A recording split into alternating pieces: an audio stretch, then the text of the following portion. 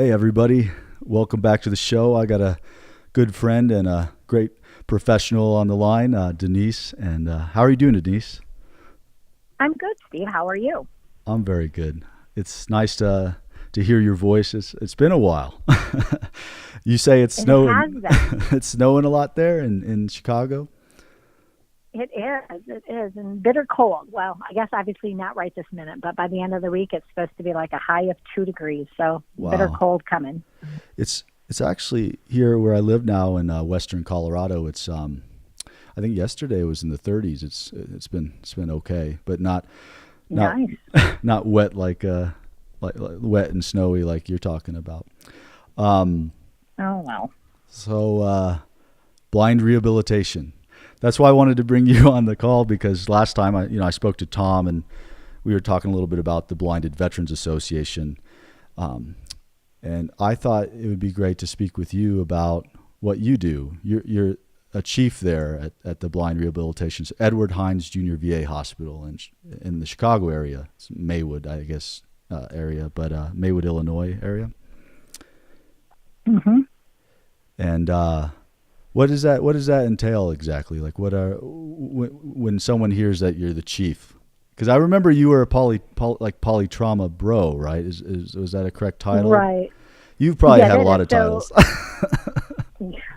Even some I don't want to admit to. But when I was the Polytrauma Bros, when I first met you, Steve, that was the position where I worked with the guys and gals coming back from Iraq and Afghanistan and worked with them in the hospital, but also planned the programs here in Blind Rehab for individuals like yourself. So that's how I got to know you when you first came into the program and setting it up and what do you need and what technology, and then pretty much followed you for many years, actually still follow you. Kind of a hard job to give up. And, to kind of see where you're at, what you're doing. Do you need anything from the VA? Yeah. Did that for about 8 years and then became chief, and it's been about 5 years. So basically, my job now is I oversee the full program and make sure, blind rehab programs are done correctly or and not even correctly, just are all the goals met Absolutely. of the veteran and proper training. And, sometimes pulling some tough love where when you come in, people may think they don't need this or they don't need that. And, sometimes it's my responsibility to say, you know what, you kind of do. Yeah. And kind of go from there. Well, going back some time, I remember it was May of 2008. I was at Walter Reed and I had come out of my, drug-induced, morphine coma kind of, and my trip around halfway around the world from a combat zone, and awoke there. And I was being guided by Tom Zampiri and a number of medical professionals and representatives at the hospital. And I remember doing just barely, and it may have been Michelle. I can't remember who I was talking to. It's so long ago, but I remember having a video conference call with with the Blind Center there in Chicago, and that Right. whole That was whole with process. actually me. Was it okay? I knew it was Yeah, either because you or that was yeah, me. yep. And the doctors. It was our whole polytrauma That's right. team here. And what we were doing is we were meeting with you and your stepmom and dad, I believe, were on that. Yeah, they were. And the doctors at Walter Reed and hey, are you medically stable Yep. to come here? But also to kind of give you an idea of what we're all about and what we can offer you and how we feel we can help you. And it was a great opportunity to, all be present at one time and lay it all out on the table. It was a great thing because I was very unsure about where I was going to go, and it felt like, wow, there's structure, there's some sort of option for learning things, for gaining. Because the Department of Defense I was a little confused, about what was happening with me on the active duty side of things. But when I was told by Tom that there's blind rehab and I got to speak with you guys, I made the decision to fly over, and they medevaced me. C-130, I think they're near the hospital, and I was brought by ambulance, I think, to the hospital, and that began my training. That's correct. And that's kind of what I just wanted to talk with you about, with as much time as you have, more or less, is, in blind rehab, for the listeners and viewers, there was these different kind of departments and classes, more or less, that I was involved with, that I participated in while I was there, like daily living skills and CATS, computer access training systems. Is that correct? The acronym? I always these acronyms confuse me sometimes. Yeah, it's manual it's the skills CATS department. Yeah, Mm-hmm. and these are all different kinds of classes, more or less, where I can learn how to be independent, utilize technology or equipment or a technique. It could be in the kitchen. Can you, the Blind Center, can you explain to people like what it looks like, how it works, and what it looks like in a summarized way? Sure. So the Blind Center here at Hines is a 34-bed inpatient unit, and we take veterans of all ages. Actually, last summer, our oldest was, I think, 108, Wow. And our youngest has been 19. And we also take active duty. When you came to us, Steve, you were still active duty. Yes. And we do still take them as they're waiting to be retired or go through the med boards, or maybe they are still active duty, just need some touch-up skills or equipment. So you come into our program depending on you as an individual, how long. If you've been through training before, it might be a week, 2 weeks. If you've never been through our program, like when Steve, you first came, you're here for probably 8 to 12 weeks. Yeah, it was a long time, I remember. And the person depends on the goals and depends on what needs to be accomplished and where you're going from here. And the different skill areas is you woke up at 5:30 every morning. You have to do your pick up your room, and you see the nurses, and then we all eat breakfast at 6:45, and classes begin at 7:45 in the morning. It's basically going back to high school. You have 7 classes a day, and 4 in the morning, and then lunch, and then 3 in the afternoon. And the different skill areas that you go to are orientation and mobility. That's the use of the long cane and getting around independently and taking transportation and public transportation and GPS systems and things like that. And you travel indoors all the way to residential through even downtown Chicago. We're taking the L and the bus. And so that's one area. The other area is manual skills, which you did mention, and that's working a lot with your hands and your non-visual techniques. And non-visual skills. What that is we put in some everyday life situations. We've done leather, and that's working on building your non-visual skills. We have a pottery loom. We have music, so we teach basic guitar, banjo, and keyboard. We have small engines. Yeah, that's what I did. We have a woodworking chart. Yeah. I was disassembling a motor. And we have electrical. Yeah, electrical and plumbing. So kind of depending on what you used to do or what you want to do, you can go into some of those areas or you can go into all of those areas. Then we have visual skills. So 80% of the blind population have some usable vision.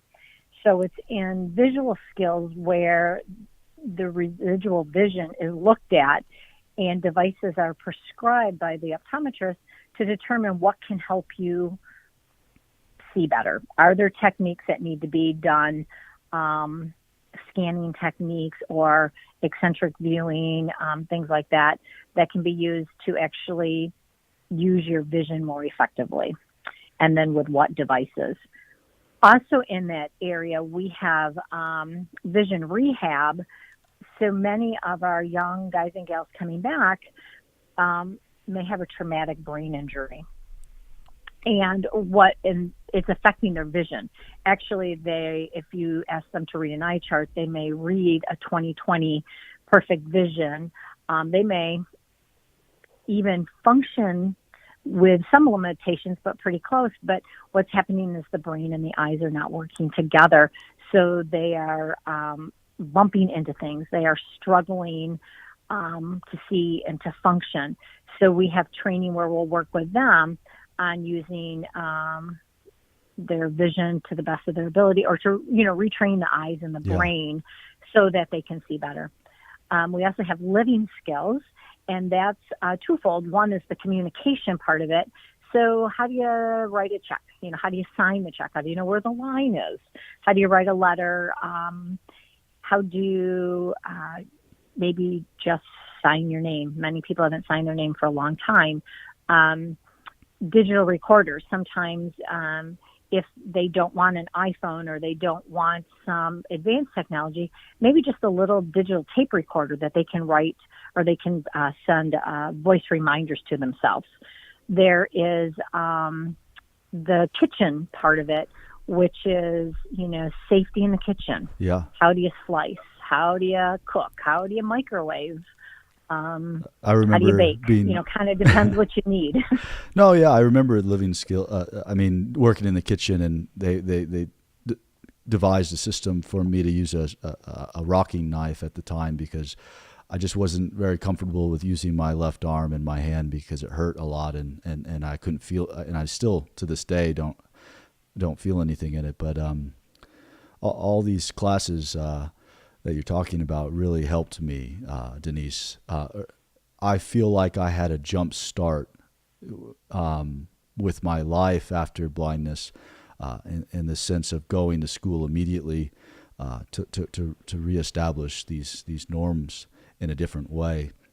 I grew up 22 years of my life a certain way, and then it changed drastically and dramatically in a split second, and to have the opportunity to not, because a lot of veterans, maybe I shouldn't generalize or say a lot of veterans, but some veterans will go years without rehab or training like this that we're speaking of. And isn't that the case? I'm sure you've run into that. Yeah, that is. When you came to us, you were ready. You were very driven and very focused, and we actually had to slow you down a little bit because you were like, okay, I need this. I know I need it. Now let's go.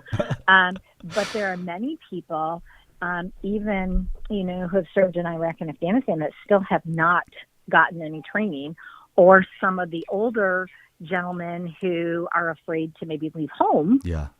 And haven't received any training. So, people have to be ready for it. Absolutely. Too. And sometimes they have to take a leap of faith and just jump and start the training and go from there. This show, like having you on, I like to encourage people to go. It was hard, my pride, like learning how to clean again, for instance, or these simple things that, daily living skills. That was hard to deal with personally. From when maybe I didn't say it out loud then, and I didn't talk about it. I'm sure I expressed it because I was angry at times because of what happened to me. And but I would encourage people who are listening, especially if they're a blind veteran and honorably discharged, you're eligible, if I'm not mistaken, to come to the blind centers and learn, and to do it early on, if you're ready, is a great time, because you got your whole life to live, and some of these things that you learn in rehabilitation and in the blind center really help you live your life better. Whether that's in work, or school, or whatever it may be. It's truly helped me. Right. And sometimes, even think we have a recreation program here too. So some people think that, because I can't see, I can't do anything. With you, the tandem bike came into play. Yeah. And so, we don't necessarily do as many activities as you and Lonnie and Travis and Murph, and, I can go down and name all of them, have done, but, it's also an important part of our program that we can at least get people introduced to that. And I don't care what age you are, it's always good to do some sort of activities. It's a starting point. It has to happen somewhere. I never dreamt about these things that I'm doing. Denise, I never kayaked before when I was sighted. I never skied. I never I never climbed mountains like I did. This is all stuff I learned blind. So, and I really attribute, a lot of what I did early on. I mean, you guys are all caring and loving. I remember just every day really excited about learning what was next. And I tell people I transferred the energy and my motivation and drive from wanting to be a career soldier and into my rehab and recovery. And now I feel like I've learned enough that I can engage with life like I used to as a sighted person. It's just a little different. Mm-hmm. It is, and technology. Think of how much technology has advanced since 2008 when you came to where you are now. I mean, you've come back a couple different times for technology updates, and technology is part of our life, and we teach that also. Yeah, what are some of the new things? iPhones. Sorry. Yeah, I mean, I wanted to ask you if there's anything new, special going on at the Blind Center with training or updates maybe. I know you provided some information, and Vic probably will throw it up here and there as we're speaking. But yeah, there's we always have the newest model. You're breaking up a little bit. Can you hear me, Denise?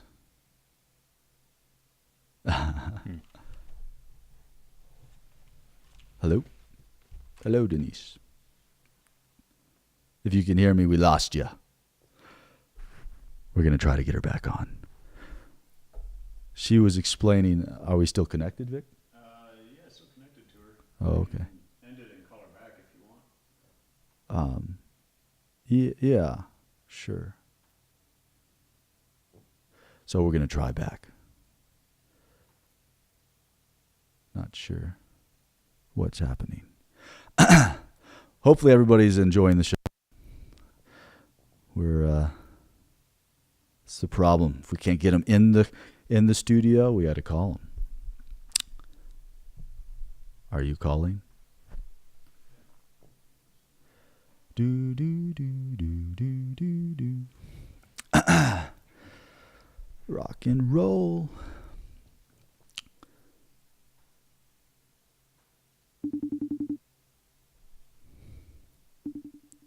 Oh.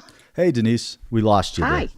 No worries. All right. I could hear you talking, so we weren't too far. Oh, okay. I couldn't hear you at all for some reason. Okay. All right. But, well, we were talking about the different technology and programs before we lost each other. And, we have the Mac computer and, we have the regular desktop. We also have iPhones and iPads. We have started a little bit, but their platform isn't as accessible as the iOS right now. Yeah. We have different GPS systems, and Ira. I know Ira is something you guys are starting to work with. Right. Too. So we have the OrCam, and that's like a little yeah. camera on your glasses, like an OCR. Mm-hmm. And we have the BrainPort. We're the only blind center doing that. We've done a few. It's a camera on your glasses, and you have like a sensor that goes on your tongue. Yeah. And what it does is it's like an electrode. It draws electrical stimulation on the tongue, and yes. It's an oral device, I think, that you put on the roof of your mouth. Yeah. Yeah, right. And so it kind of gives the electrodes to like the shape of something that might be in front of you. But the Ira probably is the newest 6 weeks, maybe a little bit more, where that is a pair of glasses that has a camera, and you pay a monthly fee, and you can call into a live agent. Yeah. So we teach all the blind rehab skills because you still have to be safe and independent. Of course. But in certain situations, it allows you to call into an agent, and you can ask the agent, okay, is this the right address that I'm at? Yeah. Or, if you're totally lost, what does the street sign say? Or can you see a street sign? Or is my meat cooked? Yeah, I was a little hesitant about it, but there's some new things that I'm more interested in it now because of the way they're modeling it with businesses like Walgreens and these hot spots, and you can be a guest on the application, and then these areas you can operate for free, more or less, is what I've learned, if I'm not mistaken. And and like airports, sometimes it's it would be I've not used it actually. So, I've tested it when it was beta a long time ago, but I might have to come in for that. Well, you're always welcome. You have a busy day today? Or? Do I? Every it's day. Always, you never know. Yeah. And the other thing that when I'm done talking to you, the other thing is we have set, I don't know if you remember, we have 2 ILP apartments, which are our independent living apartments. And we are almost done setting those up into smart homes. Oh, cool. So we are bringing, we're trying to get all of our work orders done, but making those up to basically smart homes, and how do you control your home? And I know your house much like that, and a lot of the other, Jason Pepper and who else out there, there a bunch of them out there have the smart home. So what we're trying to do is get it all set up here so that at least we can expose people who have never been to it, or share the knowledge and have people, like yourself come in and help share knowledge with us also. I would love to. And I'm learning now, really more than ever, because I've messed with it over the years now, and it's just starting to finally grab hold, I think, even more mainstream. And so whether it's cameras and sensing technology, the lights, the thermostats, just all kinds of things that are that make you more aware. For me, it's something that I'm okay with, because the technology is something that's always been part of my life. But I'm glad that's really cool that you guys are starting to integrate that stuff into the independent living program apartments. Are you guys still doing? Well, yeah, I forget the name now, but I'd love to come in again and work on those kinds of things with you guys and see what you guys are doing that's different. So right, I think you're referring to Tech Week. Yeah, Tech Week. Yeah. Sorry. Yeah. Right. This summer, we don't think we're going to do it this June because we had a few things, position changes and everything. But yes, we still do it. I think last year we might have had 12 people attend. Oh, wow. Cool. Which is a pretty big group. So it's it's like the frat house and frat party all over again. And so we have a good time, and we're able to share with each other all kinds of different technology. We learn just as much, I think you guys do. But yeah, you're more than welcome to come back here at any time. Well, I don't want to keep you, Denise. What time is it? Was there something specific in the material you provided, though, that you wanted to maybe share? I'm trying to think if there's something else I'd like to ask you specifically about the whole program, because it's just I'm just trying to create awareness for some people, and I know that I have a lot of other blind, visually impaired friends, and some I know I think haven't been back for a long time, or have been even to rehab for training at all. But yeah, I don't want to keep you because I know you're busy, I'm sure. Yeah, so. Well, the information I shared with you is just a lot about our programs, and the one document is about special programs. So if you know out there, feel free to share that, because it's a lot of people don't even know about our program, and so it's a great opportunity just to provide information. No, definitely. I'm always trying to educate the able-bodied. All the people I meet all the time, so that because that's who's gonna tell the next person, next veteran that may need training, right? What's available. So to have something like this is something new that I'm playing around with this show. I'm just trying to to share information with people, and it seems like a lot of people are digging it and enjoying it. So. Yeah, I think it's a great idea. As I stated before, I like to stalk you on these shows too, because I get to see or hear people that I know, and it's always good to see what everybody's up to and kind of learn their perspective on it, because we're always looking to. And so in order to do that, we have to be able to listen and hear what people want or what they've been doing, because that gives us some, good ideas for improvement also. No, definitely. Well, I think I'll let you go, Denise. Okay. Hopefully I'll have you on again, maybe in the future if we'll talk about something real specific. I plan on doing some reviews and things of different things with this setup too. I have a lot of technology I've been playing with related to health, monitoring the health. And I'm sure you guys have worked on a lot of that stuff too, with like whether that's glucose, temperature, blood pressure, heart rate. I've been messing. I have a pulse oximeter, and they all feed information into my phone, and I'm able to use it. They're a little clunky setting them up, but once they're set up, I'm very capable of operating them independently. So, right, and the Apple Watch, each newer version with that is getting much better with that stuff. Also, it is. It's, but it's yeah, I'm fascinated with what is possible.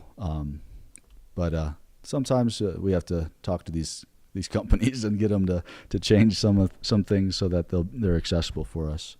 Well, I agree 100%. So, and even some of the app developers, they're always looking to make their app better too. There's a whole demographic that they can sell to. So I feel like the times have changed quite a bit just in the time I've been blind with what is available, and it's a bright future, I think.